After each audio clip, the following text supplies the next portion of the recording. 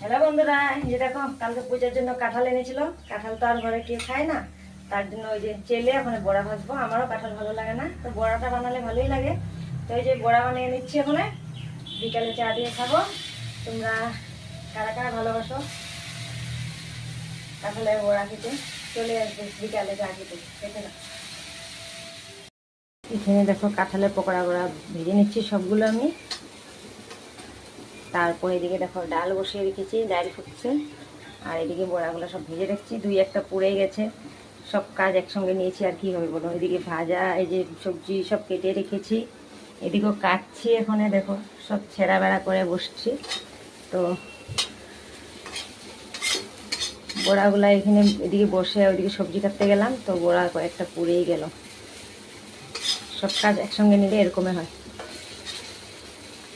আর বরের গালি শুনি, বোকা শুনি, কি বলবো বলো। একসঙ্গে সব কাজ নিয়ে নিই যে, আমারই ভুল, একটা একটা করতে হবে না। বড়াগুলি ভেজে নিতে হচ্ছিল আগে, তারপরে দিয়ে সব কাজ করতে হচ্ছিল।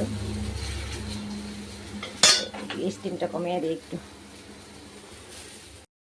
তো ফাইনালি বড়াগুলো ভাজা সব হয়ে গেল আমার। এক এক করে ভাজতে অনেক সময় লেগে গেছে। তো এই যে খেতে তো ভালোই লাগে, কিন্তু বানাতে অনেকটা আমার, কি বলবো, ভালো লাগে না। তাও বানাই, কি করব। কাঁঠালটা এনেছে, ফেলে দেবো বলো। তো ওরকম তো পাকা কাঁঠাল কেউ খায় না, তার জন্য বড়াগুলো বানিয়ে নিয়েছিলাম সবগুলো। তো ভিডিওটা দেখো তোমরা, কেমন লাগে একটু কমেন্ট করে জানিও আমাকে। Tata, bye bye.